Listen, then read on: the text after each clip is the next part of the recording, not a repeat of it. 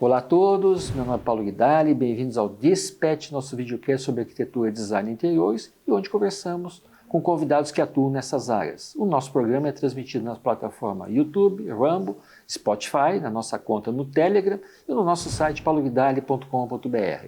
Se você é fabricante, fornecedor, loja de segunda casa, você pode e deve anunciar aqui, onde a sua marca e seus produtos ganham relevância. E se você estiver em Curitiba, você pode assistir às nossas gravações aqui do Solar do Rosário e interagir com nossos convidados. Eu estou hoje aqui com o arquiteto Frederico Karsten. Muito bem-vindo, Fred. Prazer ter você aqui. Você, ao lado do Antônio Gonçalves, comanda o escritório Realiza Arquitetura. Quantos anos, desde que eu me conheço por gente, eu ouço falar do Realiza, da Realiza. Quantos anos, Fred? Quantos milhões de metros quadrados? Então, primeiro um prazer estar aqui, Paulo. Você é Obrigado. Uma pessoa muito gentil aí e está fazendo um trabalho muito importante montando esse acervo aí da cultura estética, arquitetônica, do design aqui da nossa cidade, do nosso estado, né? Mas sim, a gente está numa jornada longa, são 4 décadas, né? Aí uns 40 anos de trabalho ininterrupto e a gente está alcançando a marca de 16 milhões de metros quadrados projetados. É muita coisa, né? É uma jornada grande e graças a Deus nos iluminou que a gente pode aí participar aí desse mercado tão instigante. E vocês também têm livros publicados, porque eu acabo de receber um aqui de presente. Como criar prédios espetaculares, em 16 lições. Eu vou ler com a maior atenção. Muito obrigado. Que bacana. São quantos livros? 4 com esse? A gente tem 5 livros publicados, mas esse condensa a nossa metodologia de projeto. A gente achou que chegou no momento que a gente deveria democratizar o que a gente aprendeu ao longo desses 40 anos. Com né? certeza. Na verdade, a gente sempre foi muito interessado em sistematizar o que aquilo na arquitetura que era simplesmente o feeling espontâneo. Tanto é que a gente foi a primeira empresa do Brasil a ter ISO 9001. Olha. E nessa sistematização a gente foi criando processos, métodos, e a gente conta um pouquinho disso nessas 16 lições. A gente vai falar bastante sobre isso. Bacana. Fred, eu quero voltar um pouquinho lá no banco da escola, Tá. lá no banco da escola da faculdade. Que arquitetos, que professores, que nomes da arquitetura nacional e internacional influenciou você e o Antônio? Então, é assim, a gente teve o prazer de ter aula com os grandes mestres da arquitetura do Brasil. Né? Bom, sejamos francos, né? A tua geração foi privilegiada. Totalmente. Né? Então a gente estava na Universidade Federal do Paraná com Gandolf, Sancho, Lubomir Fichinski, Manuel Coelho, Oba, ou seja, uma turma pesada. Né? E com isso a gente... E era a turma do grande movimento moderno, que ganharam os grandes concursos, né, que tinham os grandes ateliês. Então a gente teve a oportunidade de fazer estágio com eles e estar convivendo no ambiente de ateliê, porque a Universidade Federal do Paraná era um grande ateliê. Né? E ali, realmente, o professor que marcou a nossa carreira foi o Lubomir Fichinski. Ok, perfeito. Que depois se uniria à prefeitura, enfim, que teria todo um trabalho fantástico. Né? Ele foi presidente do IPUC e um dos mentores de Curitiba, mas ele tinha uma capacidade de análise crítica e conhecimento teórico que ultrapassava a média das pessoas cultas. Ele era realmente diferenciado. Eu vou te perguntar, mas eu vou incluir o Antônio, que é o teu sócio na nossa conversa. Tá? Vocês olhavam muito para a arquitetura lá de fora, para a arquitetura que estava sendo feita nos Estados Unidos, na Europa? Tinha alguma influência? Existia. E vou contar para você assim que eram outros tempos. Imaginem, né, aí os jovens, um tempo que não tinha internet. Exatamente. Um tempo que...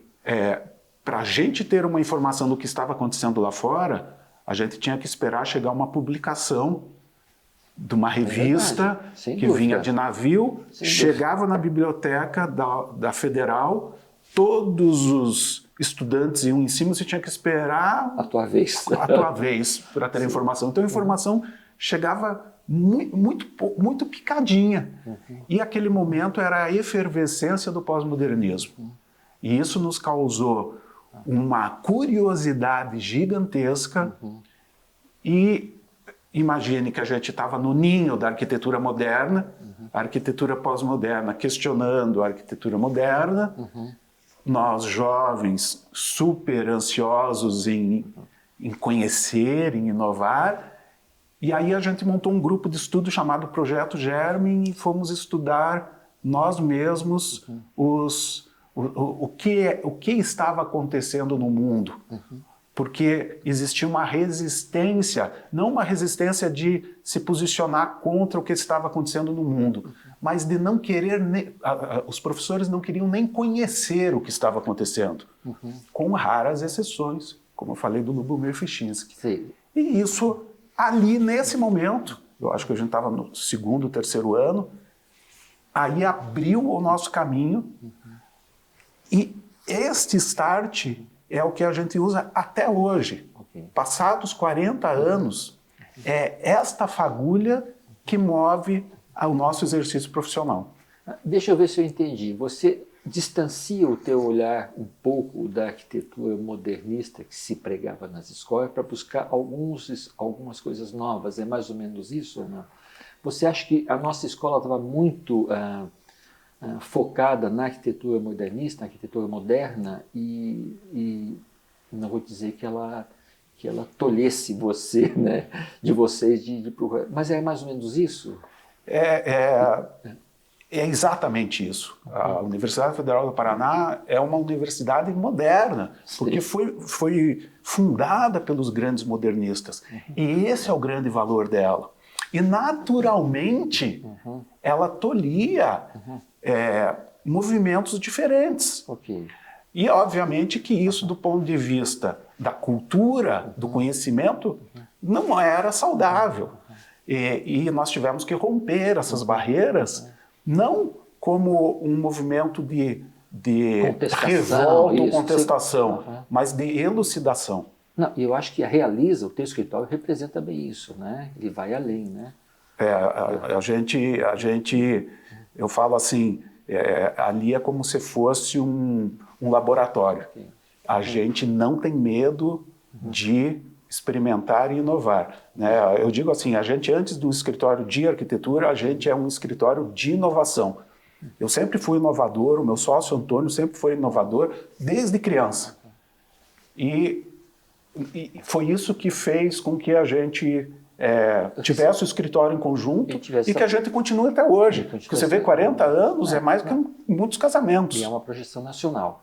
Eu quero voltar lá para o início. Quando você e o Antônio começam na arquitetura, já no projeto, o que você considerava naquela época que era desafiador em termos de projeto, de materiais? O que você tinha ali de desafio? O que mais assim, chamava a atenção de vocês? O nosso grande desafio era entender o que era arquitetura de verdade. E isso, a gente achava as respostas muito superficiais. E a gente compreendeu de cara de que no ensino, de uma forma geral, não era ensinado o pensar, mas sim seguir modelos. Isto é bom, isso é ruim. Isto é bom, isso é ruim. E quando nós tentávamos nos aprofundar no conceito do porquê é bom e porquê é ruim, a gente via que não existia resposta. Então, o que nos moveu foi entender o que era a arquitetura. Mas aí vocês têm um outro desafio, que também é o cliente, não é verdade? Que é a consultora, que é o cliente particular, né? Como que eles passam também a entender uma arquitetura um pouco mais de vanguarda, se é que eles conseguem entender. Como que foi como que você trouxe a tua arquitetura, né? A tua cultura do teu projeto para o público, vamos falar assim, né? Para o consumidor? Quando a gente descobriu que, na verdade, você entender o que está acontecendo no teu tempo de verdade. Então, veja, quando aconteceu a arquitetura moderna, foi num tempo, a gente estava em 1983, 84, A arquitetura moderna aconteceu no seu auge em 1950. Depois da guerra, depois das guerras. Né? Depois das guerras. Então, a arquitetura moderna representava uma realidade que já não era a nossa realidade. Exatamente. Então, simplesmente repetir aquele modelo significava estar alienado do nosso tempo. Então, nós fomos entender nosso tempo. Aí nós montamos o Projeto Germe, encontramos no Alvin Toffler, que olhava o nosso tempo fazendo a projeção para o futuro, o grande pensador, nos aprofundamos, estudamos, entendemos o que estava acontecendo na nossa época e começamos a propor a arquitetura através daquilo. Então, esse contato com a realidade do público e do cliente, ela ficou muito facilitada porque a gente entendia como o mundo estava vibrando. E a gente apresentava, sim, propostas inovadoras, mas que ecoavam de alguma forma na verdade das pessoas. Ou seja, é assimilável. Porque existe, e depois disso a gente foi estudar com profundidade, eu no meu mestrado que fiz na PUC, Universidade Federal do Rio Grande do Sul, e no que eu venho preparando para algum dia fazer o meu doutorado, foi um estudo muito aprofundado de como funciona a estética, o pensamento estético, a absorção estética. E a absorção estética, ela funciona muito dentro dessa, da pessoa enxergar materializada as suas verdades. Então, quando você entende isso, você começa a dominar o movimento estético e a criação estética. Porque quando eu falo de estética, não entenda aqui que é a fachada ou é a pele. A estética é muito mais complexo que isso. A estética é tudo. A estética é o ar que a gente está respirando, o espaço que nós nos encontramos, a luz, o cheiro, o que nós estamos conversando, tudo é estética. Quando você entende isso e você tenta, num produto ou num artefato arquitetônico, criar um uníssono de uma mensagem, essa é a grande beleza da arquitetura. Você sabe que você está me respondendo uma pergunta que eu ia te fazer daqui a pouco. Você antecipou. Perfeito. Ótimo. Escuta, eu vou voltar talvez assim para eu vou abordar alguns aspectos técnicos aqui, tá bom? Que é uma curiosidade minha, tá? Vocês têm trabalhado muito, projetado muito no litoral. Praticamente são condomínios à beira do mar. Sim. E a minha pergunta para você é o seguinte: quais são as diferenças entre você projetar, eu sei que deve ser muitas, à beira-mar, tá bom? Vocês têm 2 projetos belíssimos em Praia Brava, né? Sim. E projetar na planície, na cidade. Quais são as diferenças do ponto de vista técnico? Porque na praia você não pode cavar, né? Na verdade, assim, esse era um mito, assim, que não poderia se fazer subsolo na praia. Na verdade, hoje a gente tem tecnologia para fazer qualquer coisa, Paulo. E sempre tivemos, tá? Hoje temos mais. Por um lado, a gente tem mais tecnologia, por outro lado, a gente tem menos capacidade da mão de obra qualificada. Antigamente, sobrava qualidade na mão de obra qualificada e tínhamos menos tecnologia. Mas se você for ver o que foi feito no passado, as grandes obras no Egito, em Roma, o domínio da tecnologia e realmente subverter essas limitações, porque a limitação, ela não é uma limitação real, ela simplesmente é uma dificuldade. E se você encara que você quer resolver essa dificuldade porque você está visando um bem maior, você resolve. Você consegue. Consegue. Então, eu te diria assim, que tecnicamente a gente faz o que quiser. Hoje, se a gente quiser fazer uma cidade submersa, a gente faz. Se a gente quiser fazer uma cidade na Lua, a gente faz. A gente tem tecnologia para isso. Bom, aproveitando, Fred, quando você chama um escritório para conversar, você para conversar, que tem assim um histórico bastante bastante rico, eu pergunto para amigos meus que adoram arquitetura, adoram muito, mas não entendem nada deles, mas adoram falar, porque isso é um hábito do curitibano, ele adora arquitetura. Né? E urbanismo. E urbanismo. E aí eu peço para eles, façam algumas perguntas para o Fred, o que vocês gostariam de saber. Entende? Então eu vou te fazer as perguntas que eles me trouxeram. Legal. Eu dei só uma afinada aqui. Perfeito. Tá bom? Então as perguntas valiam muito, então Ótimo. tenha paciência. Ótimo, será um prazer. Uma pergunta que eles me fazem, eles estão observando a cidade, eles dizem assim, os edifícios corporativos com alta oferta e baixa demanda poderiam ser transformados em moradias? A resposta é sim, né? Agora, me explica por quê, porque depois, embaixo dessa pergunta, vem várias questões que eu acho que você vai responder, não preciso nem te perguntar. É possível? É possível. Isso pode acontecer? Está acontecendo nos Estados Unidos, né? Em Nova York. Exato. O edifício, o mito que o edifício precisa ter uma função, a sua existência toda, é um mito da arquitetura moderna. Porque a arquitetura moderna pregava a forma segue a função. Então, se a forma segue a função, como que um prédio vai poder mudar de função? Sim. Aí teria que mudar a forma dele. Então, esse é um mito teórico que absolutamente não existe. E as edificações estão aí à prova de como foram os reusos das cidades medievais, né? E como uma edificação, se ela não tem uma atualização no seu uso, ela perece, ninguém cuida dela e ela é destruída.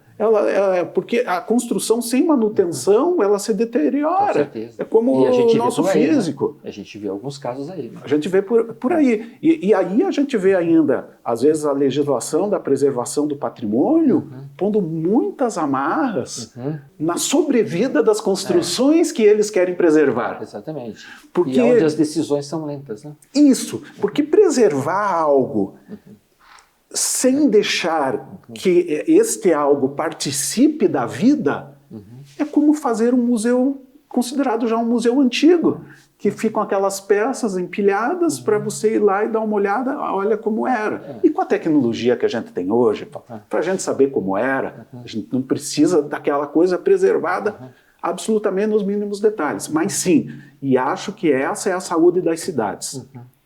Você entende que esses edifícios, então essas plantas abertas, elas podem ser transformadas então em moradias. O que isso acarretaria em termos de, na questão técnica, as estruturas podem se manter as mesmas, que se vai acrescentar peso na edificação, né?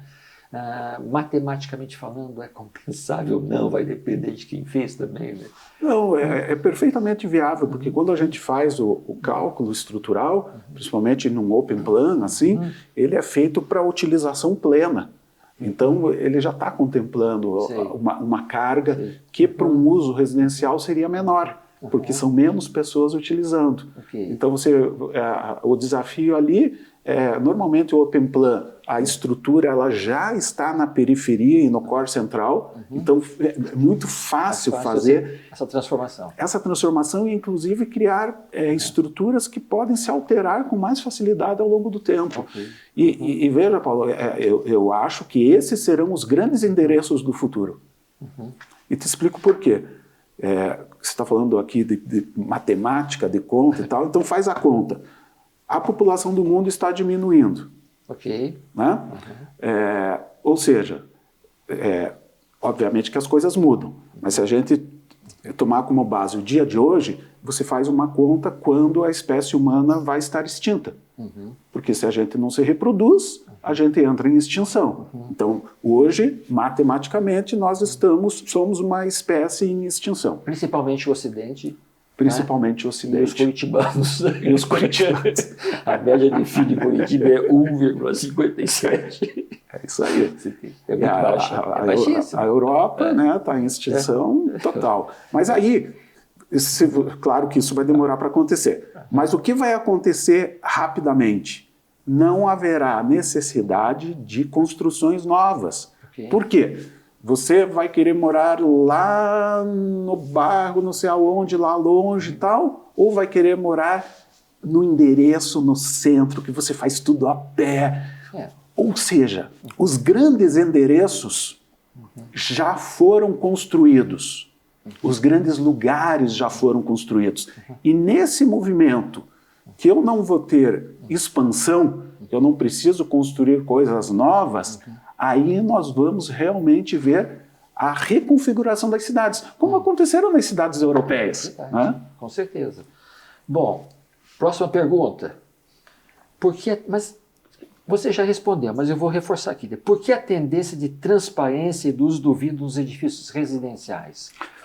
Ela está muito ligada à tecnologia, que, assim, quando a arquitetura moderna lançou isso da arquitetura internacional, que chamava, e utilizava o que Le Corbusier fez, que eram as lajes e o vão aberto. Aí mesmo Anderot levou isso ao extremo. Perfeito. Por quê? Porque você tem luz, você tem vista e você tem uma simplicidade na construção. Isso era mais ou menos uma das teorias lá da arquitetura moderna.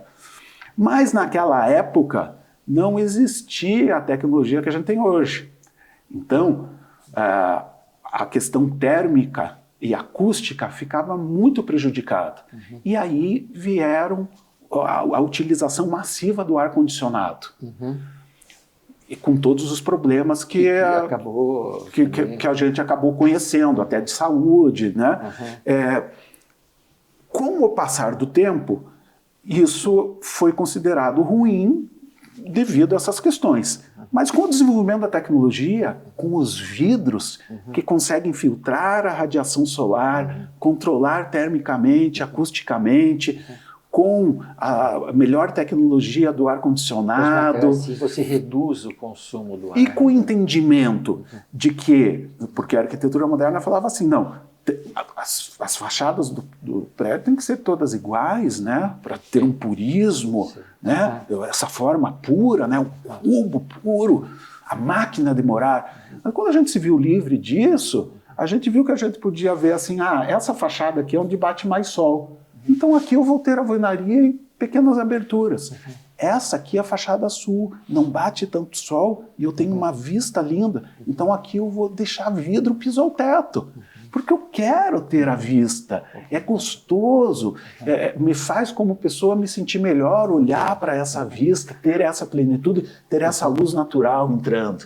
E é por isso que eu tenho essa utilização de vidro. E eu vou te fazer uma pergunta, você já respondeu, mas veja, como nós estamos aqui afinados, né? Que efeitos sensoriais, as sensações agradáveis deveriam ser comunicados através dos edifícios e dos espaços. Isso vem um pouco de encontro aí que você me falou um pouco da estética, na verdade? Totalmente. Eu diria assim que o grande exercício estético é você entendendo o teu tempo, entendendo a necessidade das pessoas e passando uma mensagem propositiva.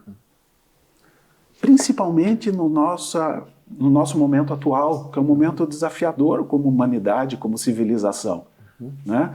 A gente está num momento onde as pessoas não têm mais reflexão crítica, onde as pessoas são facilmente manipuladas, onde as pessoas não têm mais paciência e... Perderam um pouco o senso crítico também, né? Eu acho que perderam muito a capacidade emocional.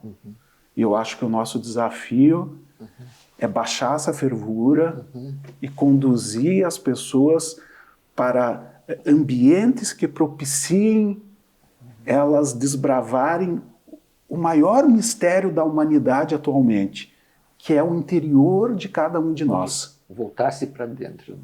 Se redescobrir, ganhar qualidade de vida, largar as redes sociais, a internet, voltar ao contato humano, mas ela só vai conseguir fazer isso com qualidade quando ela se redescobrir emocionalmente. Esse é o grande desafio, essa mensagem que a gente tenta atualmente colocar nos nossos projetos. Uma outra pergunta aqui. Se você e o Antônio voltassem para um projeto de vocês de 35 anos atrás, vocês fariam algumas modificações? A pergunta aqui vem de uma amiga minha, ela fala mais em termos de materiais. Veja, eu acredito assim, quando a gente olha nosso acervo, né, de obras construídas, a gente identifica tão claramente como estava vibrando a cultura naquele momento, e algo que você falou aqui, como a gente fez aquela concatenação entre o cliente, o que é o usuário final, mas entre aquele incorporador que te contratou e tinha o briefing dele, e como a gente interagiu com o conhecimento que nós tínhamos naquela época, que seria um pecado mudar alguma coisa. É verdade, né? E assim, eu acredito muito que a gente não é o senhor do nosso destino, tem alguém acima da gente que nos dá um propósito do que a gente tem que fazer e por que a gente fez. Então eu não mudaria nada. Até porque essa ideia aqui da trocar os materiais é também complexo, né? Vou trocar por quê? Né? Se está tudo... A não ser que seja um retrofit para requalificar o prédio. Por exemplo, a gente fez a requalificação ali do prédio onde é o Banco do Brasil, ali do lado da Biblioteca Pública do Paraná, no centro de Curitiba. Então, quando a gente fez aquilo, a gente manteve o espírito do prédio, mas realmente trouxemos materiais contemporâneos. Adequaram para a época. Então, quando você olha aquele prédio, você entende o que o arquiteto quis fazer, mas as pessoas ganharam qualidade. Olha, eu estou dizendo que nós estamos sintonizados, porque a próxima pergunta você já respondeu, eu só vou colocar aqui, tá bom? Você acha que projetos complexos de renovação, restauração e ampliação, principalmente em áreas desvalorizadas, poderiam desempenhar um papel central na solução de moradias? Você respondeu. Totalmente, né? E eu não só acho, como acho que é inexorável esse momento. Eu acho que aqui a gente demorou para começar isso em Curitiba. Não vamos criar bairros novos, regiões novas, vamos usar aquilo que a gente já tem. É o que você... Que é a cidade sustentável. Exatamente. Que é a cidade sustentável. A densidade é bem vista, bem-vinda numa cidade sustentável. O mito que densidade não traz qualidade de vida é um mito, porque está aí em Barcelona, Nova York, enfim. Né? Que é uma cidade mais densa que Manhattan, um bairro mais denso que Manhattan. E falar, mas Manhattan tem prédios muito altos, então veja Barcelona, que tem prédios baixos e com alta densidade. Com certeza. Uma outra pergunta que eu acho que vem bem de encontro ao que você pensa, mas depois eu quero agregar uma outra. A arquitetura se tornou uma fervorosa defensora da tecnologia, seja softwares, códigos e técnicas de construção, como CAD, ferramentas BIM, outras tecnologias relacionadas ao projeto. Você acredita que essa padronização tecnológica estaria criando um projeto similar e idêntico no mundo todo? Veja, eu acho que essa falta de reflexão, voltamos a isso, essa manipulação da mídia, das redes sociais, do ensino, perante principalmente nossos jovens, realmente está formando um grupo que a gente chama do Me Too. Eu faço isso porque todo mundo faz.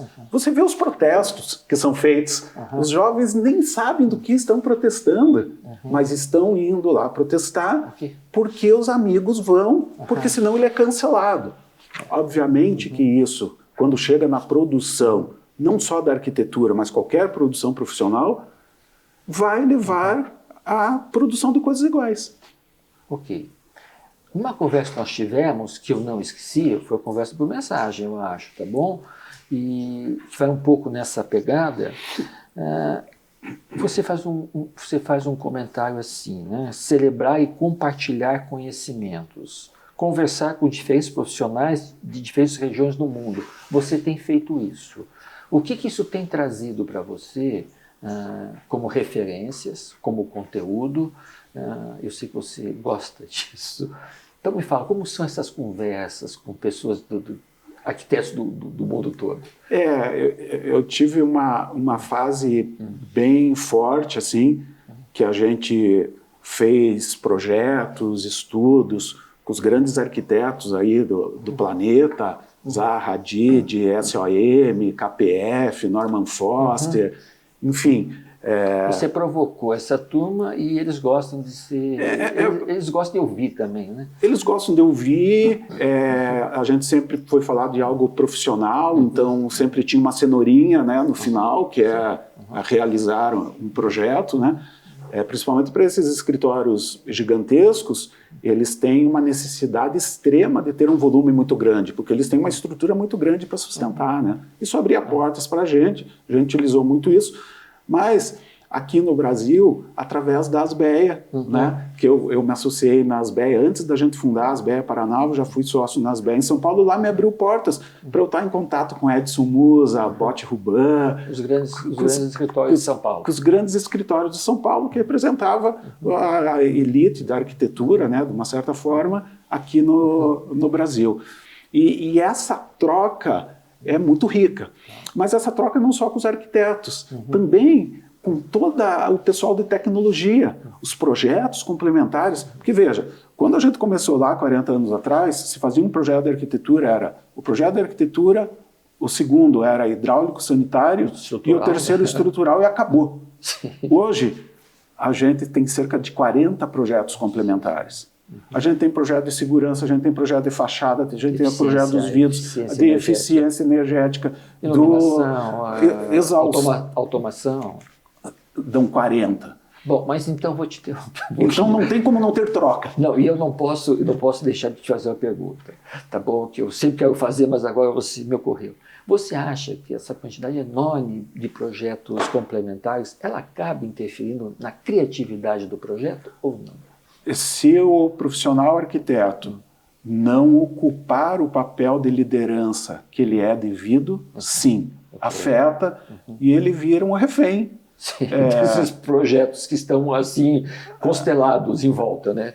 Porque o que acontece? Se o arquiteto não tem uma visão clara do que ele pode agregar de melhor para todo mundo e não consegue transportar isso para o cliente, para a equipe, ele vira um refém. Por quê? Porque já vem, como você falou, todo mundo fazendo a mesma coisa. O briefing do cliente vem igual para tudo. Você está vendo os prédios que estão sendo feitos em Curitiba, eles estão todos iguais. Porque aquela laje, o concreto aparente, né, o tijolinho, bastante vidro, e estão todos iguais. Então o briefing vem assim.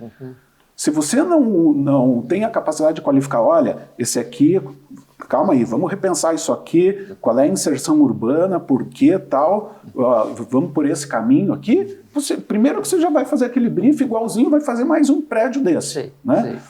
Eu não estou dizendo que, às vezes, naquele caso não cabe um prédio desse, pode ser que caiba, mas pode ser que não. E aí, quando chegam os projetistas complementares e toda a tecnologia, com todas as questões lógicas, técnicas, ele começa a mudar teu projeto. O arquiteto tem que ter a capacidade de conhecer toda essa tecnologia e mostrar como pode ser feito diferente de uma forma mais eficiente.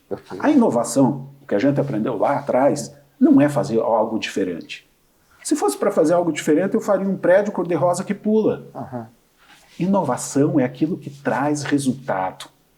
Você utiliza o conhecimento e junta de um jeito, faz uma mistura que traz resultado para o incorporador, para o usuário final, para a cidade, para a cultura. E os projetos complementares são extremamente eficientes e capazes de atender o teu...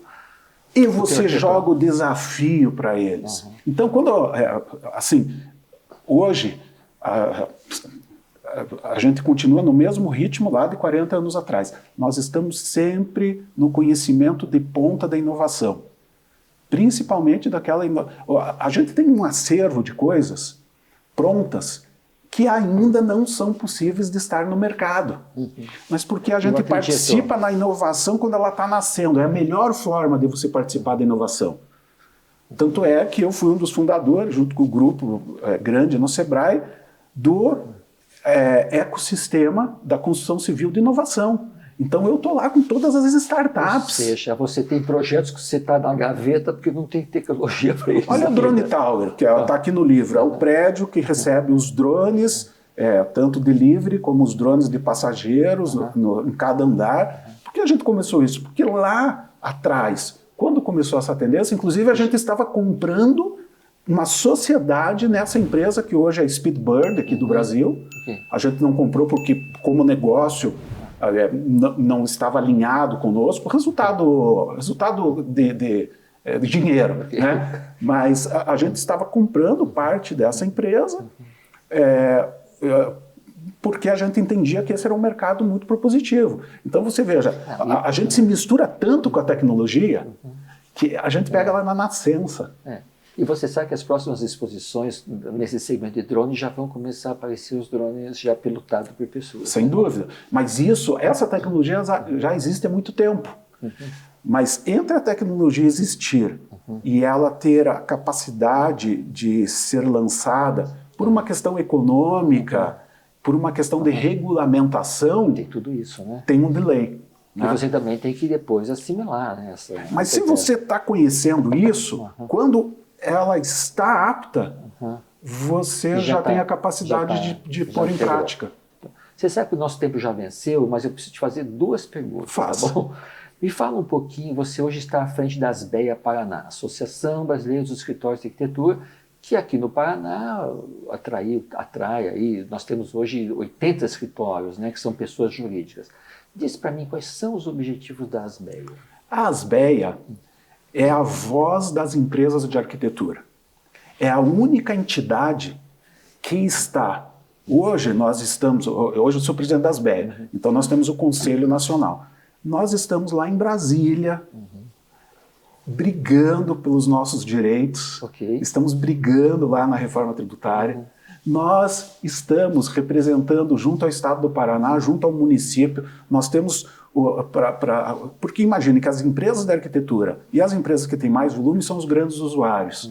Então, nós temos...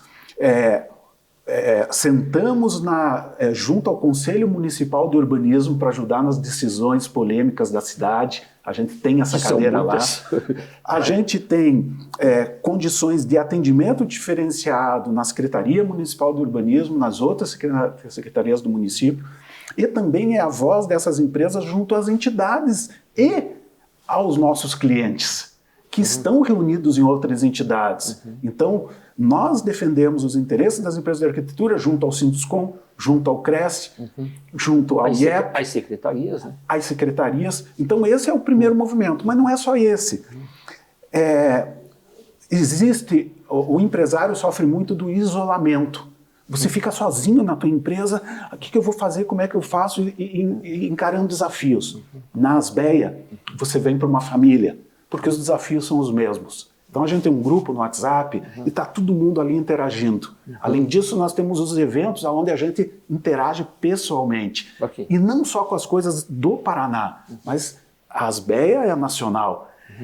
Além disso, a gente facilita a capacitação e também com as parcerias que a gente faz, existem vantagens como mais barato para você participar da Unimed, desconto para os estagiários que você tem. Então, as vantagens são inúmeras. E acaba sendo um hub, um centro de discussão do projeto, né? Total. Essa parte teórica e essa parte de pensar a arquitetura, que inclusive tem um outro projeto que eu tenho comentado com você, que a gente está dando... criando ele agora, que é a Academia de Arquitetura, que aí, como a ASBEA está muito ligada nessa parte prática do exercício profissional das empresas de arquitetura, a gente quer criar, como tem a Academia de Letras, a Academia de Medicina, a gente quer criar a Academia de Arquitetura e Urbanismo, onde terão as cadeiras com os grandes nomes da arquitetura para preservar essa rica história da arquitetura e do urbanismo, e as grandes mentes vivas pensando estrategicamente a arquitetura e o urbanismo. Urgente, nós precisamos debater a arquitetura. Exato. Urgente. Não se fala mais dela e todo mundo que eu converso tem alguma coisa para dizer. Então, precisamos juntar essas pessoas. A academia é uma ótima ideia, eu já tinha comentado contigo. Ótimo. Né? E sempre reforço. Você e o Antônio têm um projeto que eu gosto muito, tá bom? Que vocês estão colocando em marcha, que se chama, eu vou falar o nome em inglês, depois a gente dá aqui, que se chama Define Our Goals, é isso? Exato, Define Our Goals. A ideia é vocês disseminarem um pouco mais a arquitetura. Como que funciona isso? Veja, o nosso exercício profissional, como ele está muito ligado com inovação e com pensamento, Desde o nosso primeiro projeto, a gente não se contentou em ir lá e seguir o briefing e entregar algo. A gente participava na criação do negócio.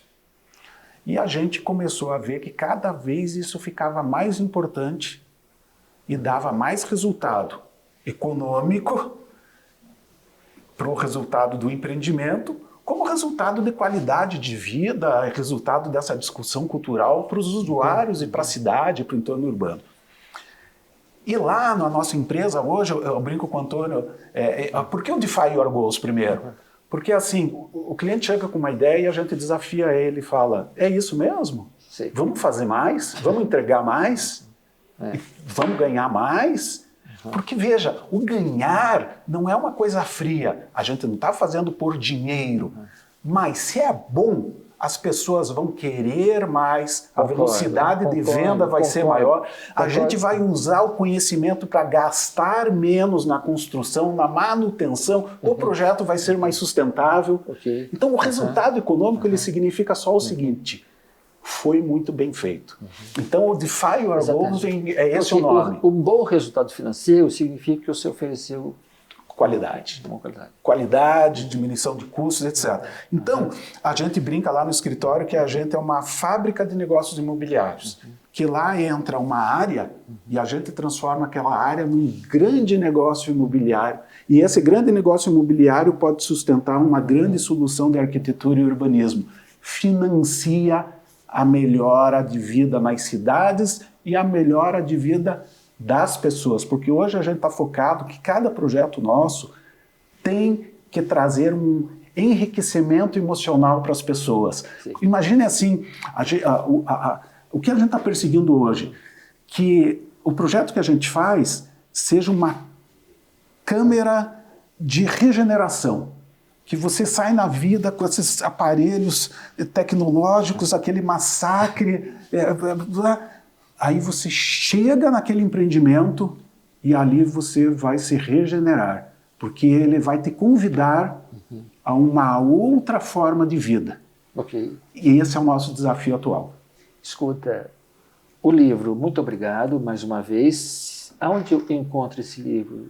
Esse livro ele está em Ele está nas faculdades, né? Ele está nas faculdades, foi feito pela Intersaberes, né, esse livro. Então ele está com milhares de estudantes, mas ele está à venda no aplicativo da Intersaberes, na Amazon, no aplicativo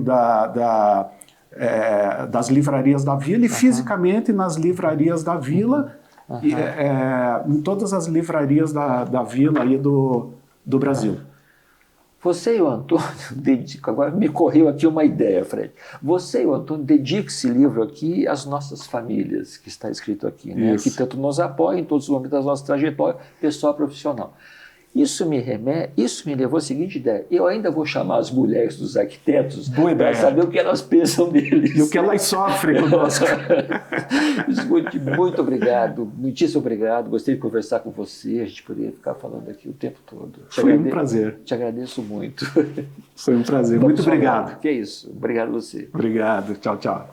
Eu gostaria de agradecer aos nossos apoiadores, a Renomar de Soluções de Madeira, a IG Engenharia Arquitetônica Sustentável, agradecer o apoio cultural do Solar do Rosário, o apoio institucional das BEA Paraná, agradecer a nossa equipe de produção, o Felipe da LFD Produções.